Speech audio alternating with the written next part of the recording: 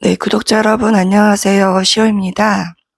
지난번 영상에서 조회수가 좀 잘 나오면은 학습지 교사에 대해서 하나 더 찍어보겠다라고 말씀드렸는데, 다행히 관심을 많이 가져주셔서요. 영상을 찍어보려고 합니다. 어쩌다 보니 시리즈처럼 되었는데, 아마 이 편이 마지막이 되지 않을까. 오늘의 주제는 그 학습지 교사를 하면서 여러 사람을 만나고 그 안에서 인간관계를 쌓게 되는데, 그 인간관계는 어떻게 이루어지고 어떤 선생님들이 계셨고, 또 학습지 교사하면서 어떤 식으로 그 다른 사람들과 관계를 맺으면서 일하면 좋을지, 그런 부분에 대해서 말씀을 드려볼까 해요.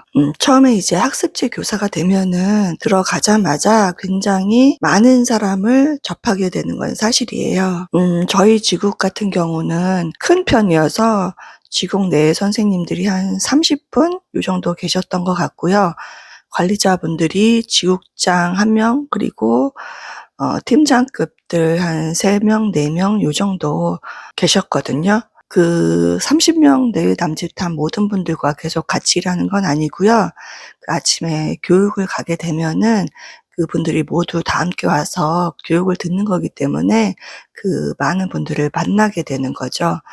그중에서 이제 교류가 되는 분들은 그렇게 사실 많지는 않고요. 그 같은 팀으로 묶인다든지 혹은 저의 이제 멘토 선생님이 이렇게 붙을 수가 있어요. 그래서 멘토 선생님, 그리고 이제 센터에서 일하게 되면은 같은 센터에서 일하는 선생님, 이렇게 해서 그분들이랑 조금 더 친밀하고 가까운 관계를 맺을 수가 있는 거죠. 여러분들이 보시기에 저는 어떻게 사람을 잘 사귈 것 같이 보이나요? 제가 그 MBTI 검사를 해봤는데 한 번은 인프피가 나오고 또 한 번은 엔프피가 나오더라고요. 그래서 I 성향 반, E 성향이 한 절반 뭐 이 정도 되는 것 같아요. 그래서 인프피랑 엔프피랑 섞여서 나오는데 사람 사귈 때는 되게 적극적이지는 않은 편이에요. 그래서 어디 무리에 끼게 되면은 굉장히 좀 있는 듯 없는 듯 그렇게 좀 얌전히 앉아있는 편이고요. 누가 이제 말 걸어주면 그때서 이렇게 호응하는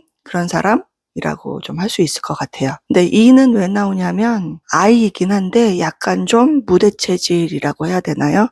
남들 앞에 나서서 말하거나 무리를 대표하거나 뭐 이런 거는 또 좋아하거든요. 평소에는 조금 얌전한 편인데 뭐 이렇게 무대에 세워놓고 뭐 해봐, 뭐 만약에 춤을 춰봐, 아니면은 뭐 얘기를 해봐, 뭐 이런 거를 시키면 또 굉장히 열심히 잘하는 편이거든요. 그래서 그런 성격이랍니다. 어찌됐든. 그래서 학습지 교사 처음 시작했을 때 사람을 두루두루 사귀는 편은 아니었거든요.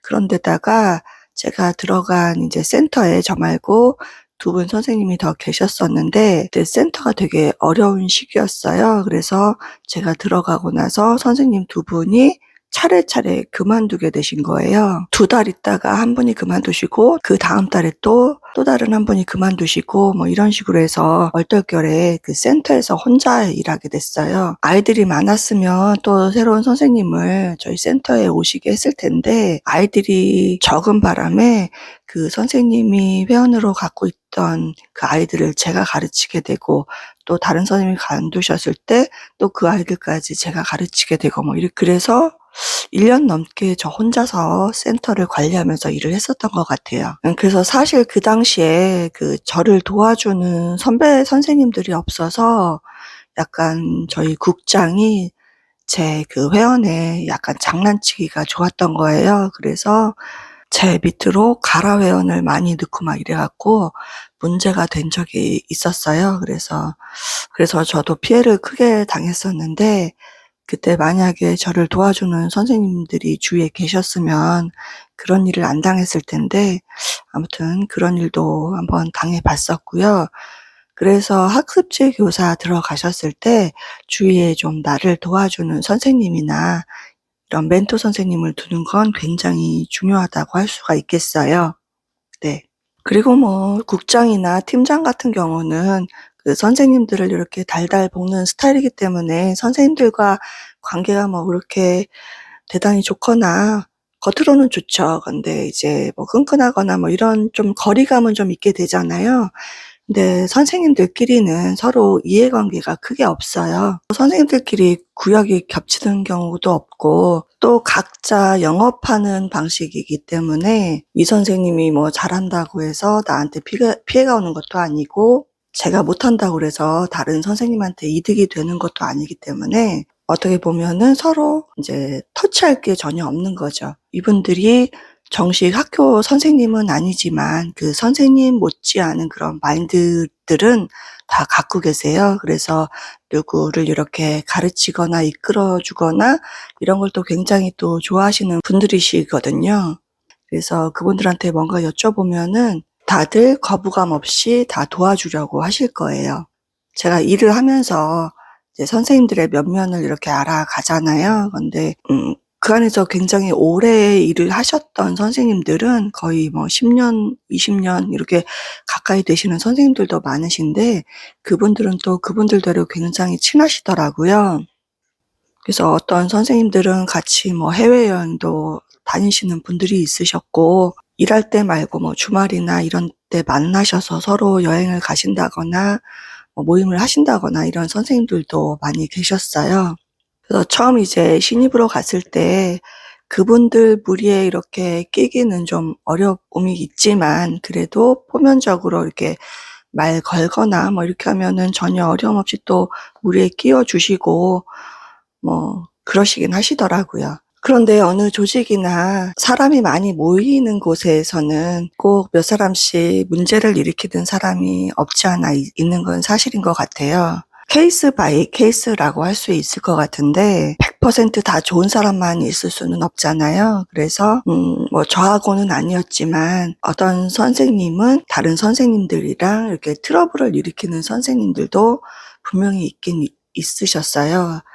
제가 이 자리에서 혹시 구체적인 사건을 얘기를 하다 보면 나중에라도 그분이 제 영상을 볼 수도 있는 문제이기 때문에 구체적인 사건을 언급하는 건 좀 그렇고 그런 분들도 계셨다라는 점 얘기해 드리고 싶었고요. 이제 저도 일을 하면서 그런 트러블을 아예 안 겪었었던 건 아니고요. 한 번 정도 다른 선생님이랑 약간의 좀 트러블이 있었던 경우가 있었는데 이제 제가 일단 잘못을 한 건 맞거든요. 그래서 제가 좀 그 당시에 어떤 일에 대해서 좀 미숙했던 점이 있어서 의도치 않게 다른 선생님한테 약간 폐를 끼치게 되는 그런 일이 있었는데 그래서 그거를 제가 충분히 인지를 했었고 그래서 그 선생님한테 사과도 드리고 되게 이제 자세로 배우려고 하는 뭐 이런 자세를 보였는데도 불구하고 그 선생님이 굉장히 이제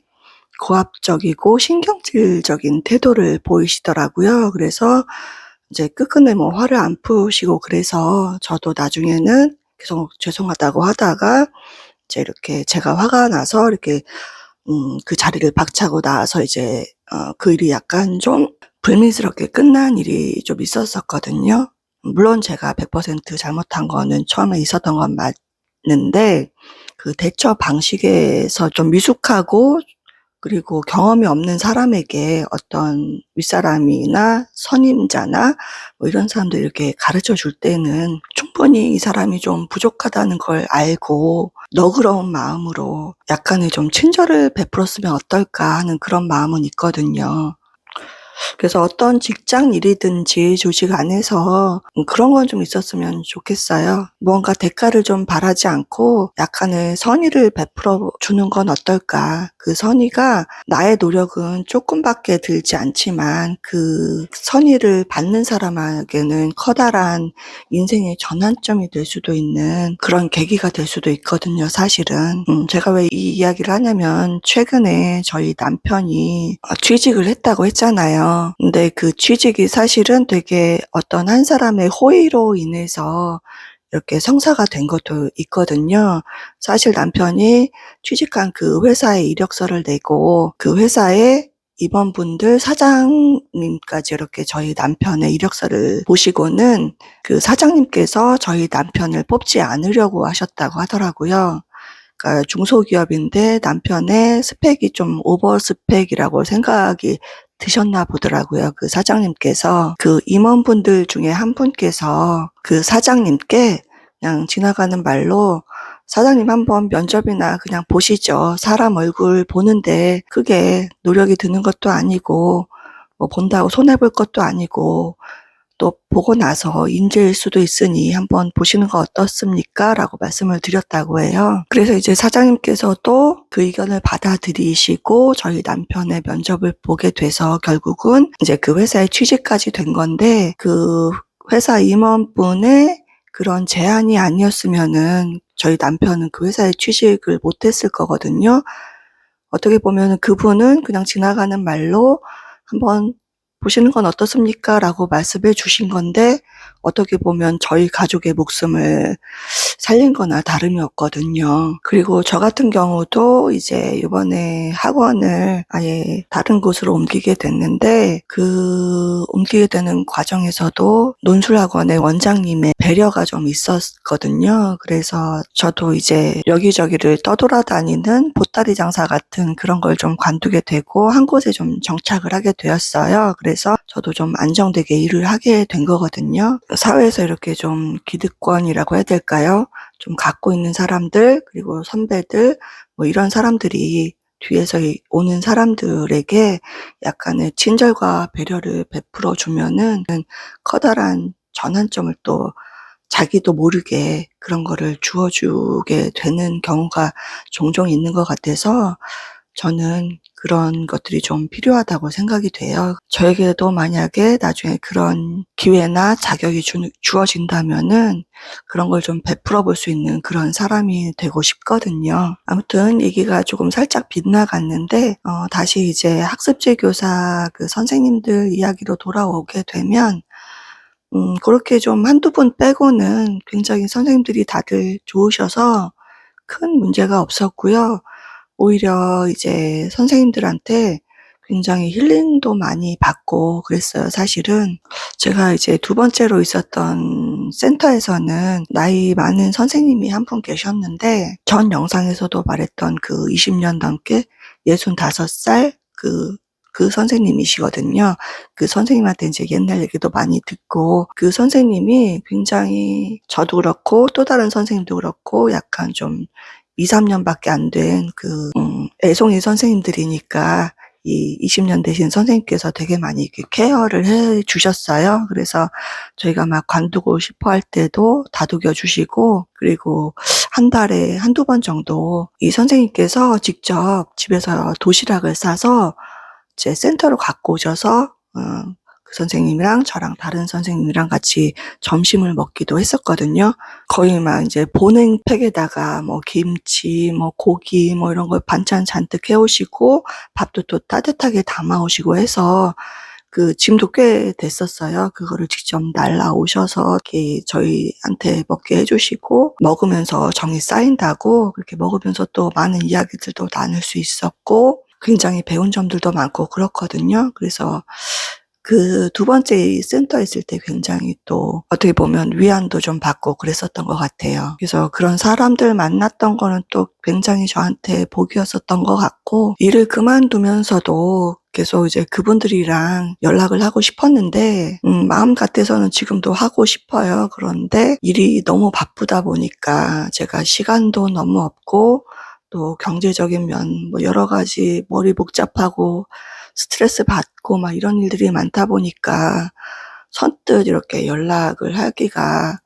어렵더라고요. 연락을 하게 되면 어찌 됐든 시간을 내서 밥도 먹어야 되고, 적어도 한 이제 시간을 할애를 하려면은 3시간 뭐 이렇게 3~4시간 정도 소요가 되는데, 저한테는 그 시간도 되게 빼기가 어려울 정도로 좀 빡빡한 스케줄이거든요. 할 게 너무 많아서. 어떻게 보면은 낼래야 낼 수는 있을 것 같은데 그 마음의 여유라는 게 되게 중요하잖아요. 마음의 여유가 일단 없다 보니까 뒤로 미루는 것 같아요. 조금 더 급한 일이 좀 꺼지고 뭐 이러면서 이제 계속 뒤로 미루다 보니까 점점 또 시간의 격차가 오래되면은 또 연락하기가 어렵고 그렇잖아요. 바로 이제 센터 그만두고 연락드려서 만나고 또 만나고 이렇게 해야지 인간관계가 계속 이어질 텐데, 이제 처음에 헤어지고 나서 몇 달간 연락을 못 하니까 중간에 또 연락하기가 그래서 사실은 굉장히 이제 만나고는 싶은데 어려움이 좀 따른다. 인생이 그런 것 같아요. 좋은 사람 만났다가도 어쩔 수 없이 헤어지게 되고 또 이제 또 가다 보면은 또 다른 좋은 사람들을 만나게 되고 그런 거 아닌가 싶네요. 그래서 오늘 결론은 일단 학습지 교사 선생님들의 그 관계는 굉장히 우호적이고 자신이 하기 나름인 것 같아요. 먼저 친근하게 다가가고 물어볼 거 물어보고 하면은 그분들도 굉장히 좋으신 선생님들이 많아서 받아주실 수 있는 분들이 많으시다. 선생님들이랑은 크게 트러블이 없다. 다만 국장이나 팀장과의 관계는 약간의 스트레스가 있을 수 있다. 뭐 이 정도로 말씀드릴 수 있을 것 같고요. 그리고 또 이제 집에서 살림하고 이러면은 인간관계가 되게 협소해지잖아요. 그런데 어찌됐든 일을 하러 나가면은 다양한 사람들을 만나게 되고 또 다양한 활동, 뭐 자주 만나서 점심을 먹는다거나 여행을 같이 간다거나 지국에서 하는 여러 가지 또 행사도 있어요. 그래서 그 행사, 저희 지국 같은 경우는 뭐 캠핑도 가고 야유회도 가고 그랬었거든요. 다양한 사회생활을 하면서 재밌는 일도 많은 건 또 사실이거든요. 그래서 이런 인간관계를 위해서라도 이렇게 사회생활을 하는 거는 굉장히 5, 60대 분들한테 좋을 것 같고 해서 인간관계만 보면 학습지 교사 할만하다라고 말씀드리고 싶습니다. 네, 오늘은 여기까지 말씀드리고요. 다음에는 다른 주제로 찾아뵙도록 하겠습니다. 지금까지 시청해 주셔서 감사합니다.